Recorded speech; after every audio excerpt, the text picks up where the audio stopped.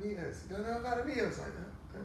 And it was just, we just get things that we hadn't heard of or that we, ain't really tried, and sometimes get things based on the design on the CD cover.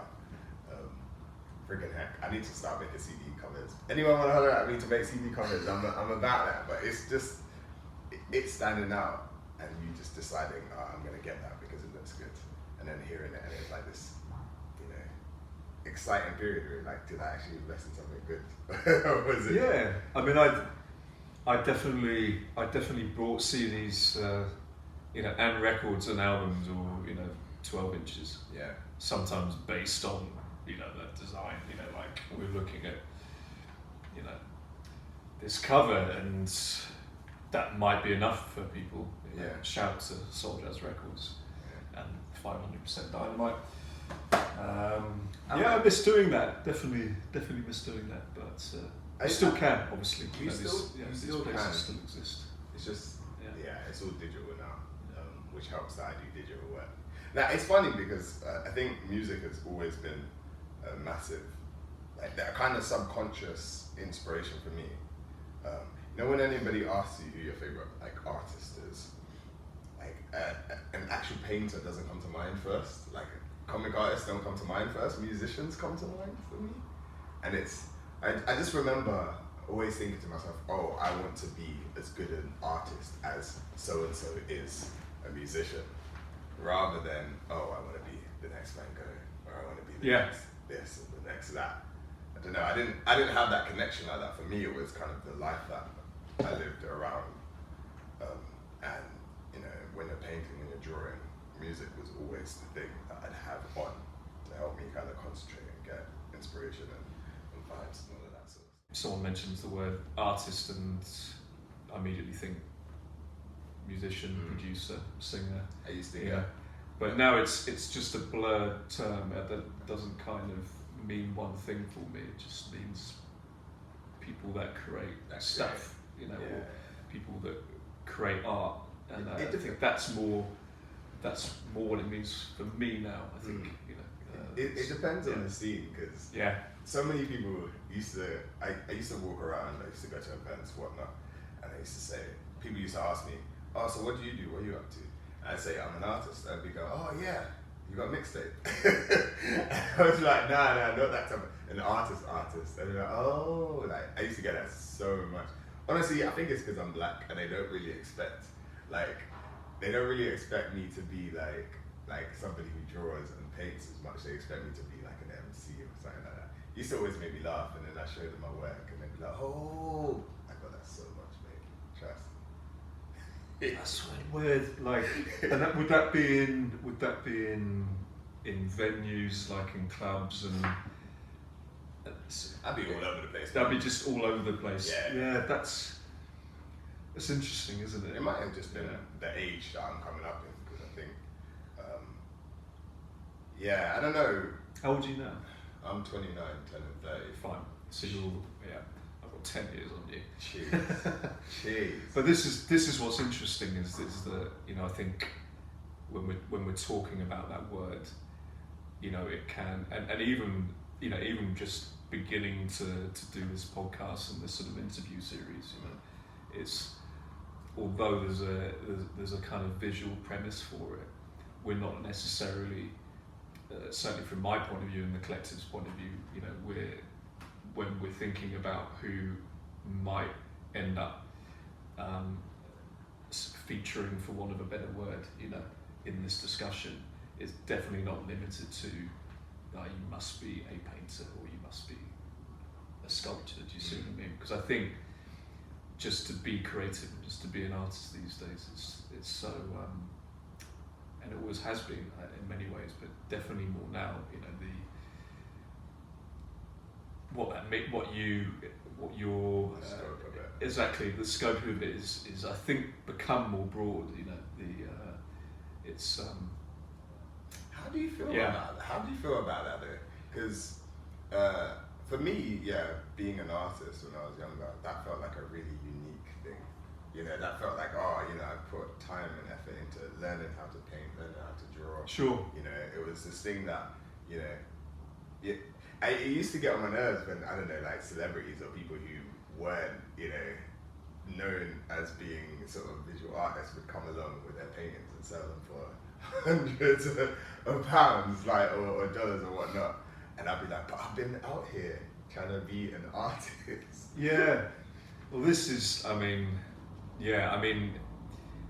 No, don't get me wrong. Of course, listen, if you're good at it and you want to do it and you have something to share with the world, definitely do that. Yeah, I would. I think there would be a part of me that is sort of, well, that's not fair. You know, I think that's just the small self coming through. You know, that's the small self, the ego, as opposed to that. Yeah, self. as opposed to the, you know, you're kind of, if we're talking about authentic versus, you know, small self, and that whole discussion, which is another discussion, but it definitely plays into this. I think that it's just that voice, isn't it? It's the ego that is wanting to be acknowledged there. You know, there's definitely a massive disparity. I think on the extreme side, you've got people. You know, all you have to do is look on Instagram, that, you know, are emulating another style that's clearly someone else, and they've just gone, well, that's working for that person. I'm going to do exactly the same, and then they do it because they're just following, you know, or they make it in some way just because they've followed that mold. Yeah, you know, that the algorithm. Absolutely, yeah. They've just. And there is a lot of that going on, and I think, yeah, it is. There's an element of it which is definitely frustrating. At the same time, yeah, it's how much of it is healthy to kind of, you know, to sort of. It's probably not healthy to sort of pay attention to that. I mean, that's certainly a question I've asked myself. I think. Yeah, you just, at the end of the day, you gotta hack on with what you're trying to do and what you're trying to say. Like, don't get too bogged down. And to be honest, I remember I was like 17, 18, and I was semi into like Linkin Park and stuff like that. And the rapper in Linkin Park, his name is Mike Shinoda. I remember seeing like a video of him drawing on his guitars. And this is, it was like 2000, early 2000s, right? And he was drawing like loads of little skulls, and he had like an exhibition of loads of random like records and guitars and things that he drew on, and had a whole exhibition about it. I was like, rah, like that's quite cool. I think I'm gonna do that myself. I'm gonna just like draw on anything. So I guess what I'm trying to say is that you can get inspiration from all over the place, and especially if you have those skills. If anything, it made me think, okay, if he can do that, he's not even an artist. I should be able to do a lot better, you know, or I should be able to do something on a better scale. So it can work as a boost, as a motivator for you as well. So yeah, you can get inspiration from all sorts of things, all sorts of different areas. Definitely. Music and things connected to music were always kind of there, and kind of animation. If you see my stuff, it's very sort of animation style heavy. It's very like cartoon-esque, manga-esque, that sort of thing. I was really into. Actually, one of my good friends was really into the Gorillas, and Jamie Hewlett's work is friggin' love that guy's like work. Even though the subjects are like very different to what I do, just the way he draws and how expressive everything is. We went to see he did that friggin' Monkey Journey to the West thing. I went to see that when I was like 17 as well. That was like it's such a big thing for me. It was like, right, so being an artist can have this much of an impact, or yeah, they're quite special. That kind of merging, that marriage of the sound and the music, you know, with a really clear visual style, you know, and I mean, there haven't been many bands and musicians, you know,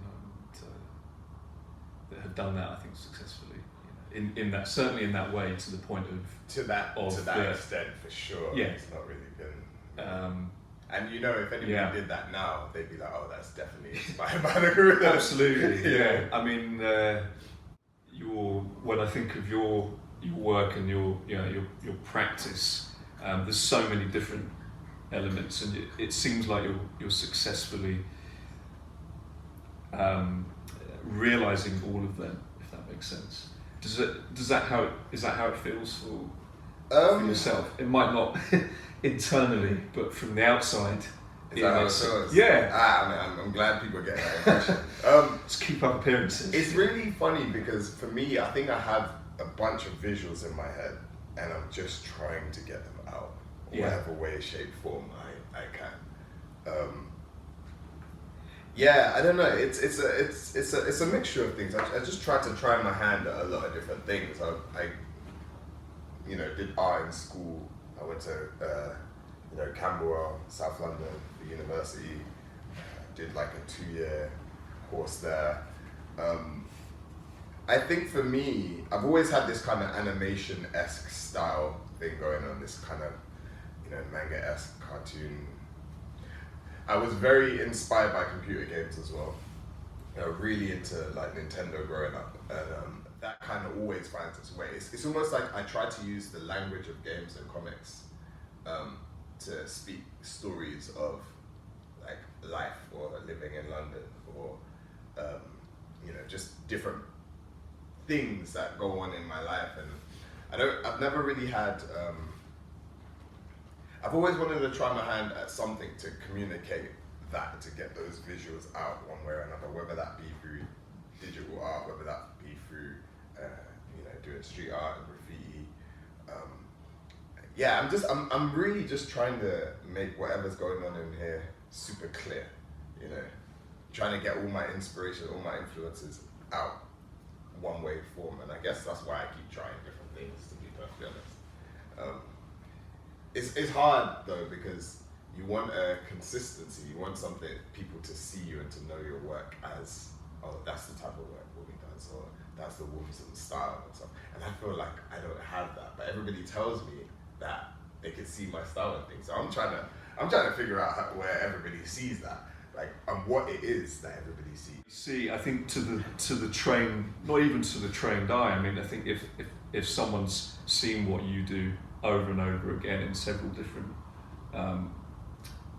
sort of iterations, then it's definitely recognizable, and if people are saying that about your work, then I guess that's a good thing, I think. Yeah, that's cool. I mean, I think it's also, I'm also trying to figure out what I'm trying to say a lot of the time as well, because I get loads of different images and we're growing as people as well. So it's like the subject matters kind of change as well, and you want to get those things out. You want to find a way to get those. It's funny because like when I look at your work, it really makes me feel of London. It really makes me feel like I always say this. It's like I know that person. I know someone who's like this. And you know someone like that. Now I guess I feel like I try to do that with mine as well. But they all end up looking like me. It's quite weird. You're your first reference, isn't it? Yeah, well, absolutely, yeah. I mean, there was definitely a time when... spend too much time with myself. Yeah, perhaps there's something to do with it. It's the... because I think working in a studio and working, certainly working by yourself and not, having regular human contact, and then producing figurative work, you become absolutely, yeah. And I've had a lot of times actually when people mention, well, that kind of looks like you, and it wasn't. It's not what I was trying to aim for in my work, but I think it definitely observance, isn't it? I guess here's the other thing, right? As an artist, you're great. You spend time developing your work, developing your style and stuff like that, but you have to live life as well. So there's this like, you have to observe others as well, and then find a way to get that into your work. And I'm trying to figure that out a lot more now. And it's really funny because I'm a big extrovert. I'm not even an introvert. I like being around people, and it's this really funny balance where I'm like, oh, I want to go out, but I need to draw, but I want to see people. Yeah. And and getting that balance right for me is really, really difficult. That's why actually I really enjoy spray painting. You know, I really enjoy the graffiti aspect because it's this performance, and I like it when people watch me as well. You know, there's this whole I'm making it and people are there, and I'm getting. It becomes this. It no longer becomes this thing of me trapped in the studio. It's more me being outside, working with people and absorbing that kind of energy. I get that totally. Yeah. I think there's a lot of parallels there. Certainly with what you do and what I do. There's a similar need after a while of just having that isolation to just to experience things on a much more instant. You know, I need some instant gratification now. You know, and it's not even about people going, "Oh, that's amazing what you're doing." It's just it's just the fact that you're outdoors and you know and you feel like you're doing. There's more of a performative aspect to it, and then you're just outside and on the street, and you know, it's that you're doing this thing that not everyone, you know, this kind of alien, you know, in a way. People don't see it. Yeah, people don't see. People are fascinated by how is he doing that. There's a healthy pressure it puts on you as well. Because it's like it's getting your brain sort of thinking quite quickly or making decisions quicker as well, and I really enjoy that aspect of it. And then you've got the elements, you know, you've got the fact that you're outside in the natural world, and there is you're being you're on the spot in a way, and there's the time constraint of daylight. You know, can I all get it done in between the hours of 10 till 5 in the evening, you know, when, you know, well, not now obviously because it's spring, but and I think that's fascinating as well.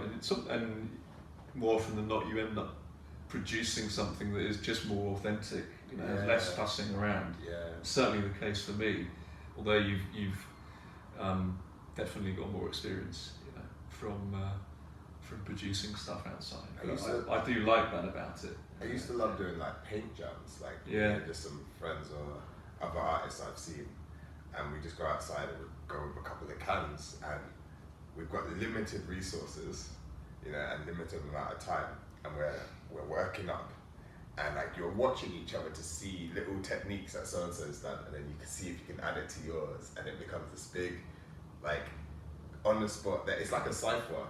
Yeah, I kind of get why graffiti is like one of the 4 elements of hip hop, because it really feels like this cipher, this big kind of performance. You're just in it and you make it, and it's raw and it's there.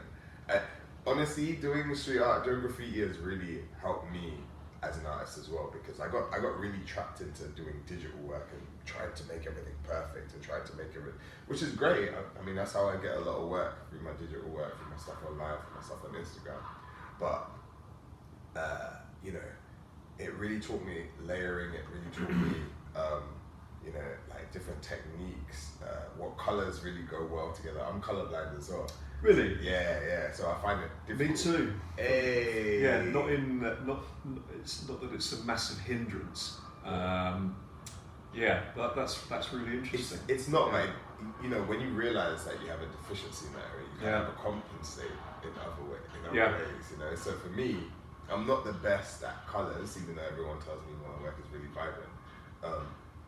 I just look for things that contrast and things that just, you know, punch. Explain how you're colourblind. What can you see and what can't you see? I can see colours, right? Yeah. But it's there's like deficiencies. So for example, colours that are similar to each other. So like purple and blue, like, I cannot tell the difference. Purple just looks like a darker version of blue to me. Yeah. Green and yellow, same sort of problem. Like I can see green better than I can see purple, but it's, you know, if there was like a dark yellow, I'm confused. Lilac, that color makes no sense to me. What is that? Like, it's like, you know, when you learn how to paint with acrylics when you're younger and you add red to something and it makes the color darker. that's kind of how I see it. You add yellow to something, it makes it lighter. That's basically how I see things. How interesting. Yeah. So it really messes me up. Like I did a piece of this black girl sitting on a bus in Finsbury Park, and everything was like blue and green. And when it came to her skin, I specifically tried to make her like a black girl. Had the exhibition, work was up, you know, like months later. People were like, oh, Wumi, I really like this piece. I really like the Martian. I'm like, Martian? They were like, nah, dear. She's green. I was like, what? I could not see it at all. Yeah. You know, so.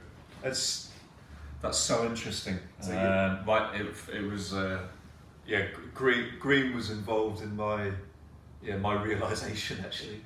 I mean, it was years and years ago. I was in primary school, and then we were just colouring. You know, it was like a colouring book exercise, and basically anything that was meant to be green, I was colouring red. Wow. So, grass, and then I was colouring this like. It was like a galleon or something, like an old ship.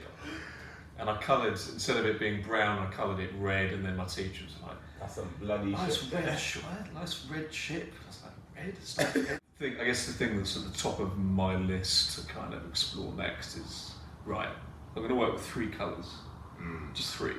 Yeah. And see what happens, yeah. So as an illustrator, super interesting. As an illustrator, I kind of have to practice that a lot.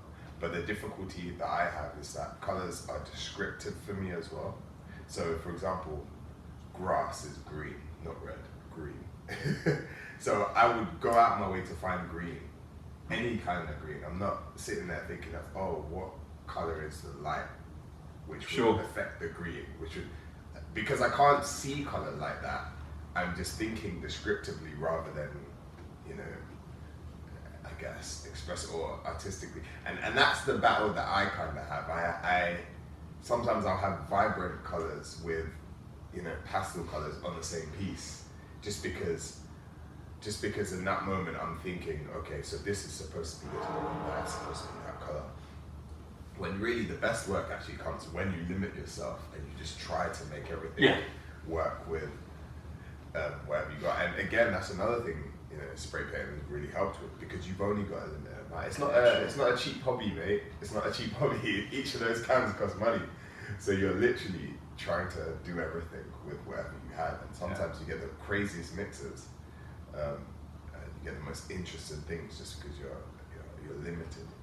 And I think it's really helped my digital work, you know, doing the more analog stuff. Even though spray paint is really automatic, it's really, you know, instant. It's not as complex as, say, oils, but it just the way that I think now is much better because of this the analogness of using color directly. Yeah, there's no undo with it. You just gotta make it work, and if it's not working, you paint over it with something else, and then you might get a bleed through, and then you're like, oh, that's interesting. How can I recreate that? Well, in that way, I guess using spray cans is much closer, isn't it, to working as an illustrator, or using like a program like Illustrator or something, isn't it, in some ways? Yeah. You know. Just because you can go over things. Absolutely. Yeah. Because you can just change that colour. You know, it is relatively quick, and you know. I can see how that connection would hey man, one would help the other. Yeah. We ain't got time. I don't have that much time, you know. Well, you're busy. You're a busy guy. I'm just doing a. Yeah. No, we're doing 40 minutes already. So we're good. Let's do. I'm just gonna.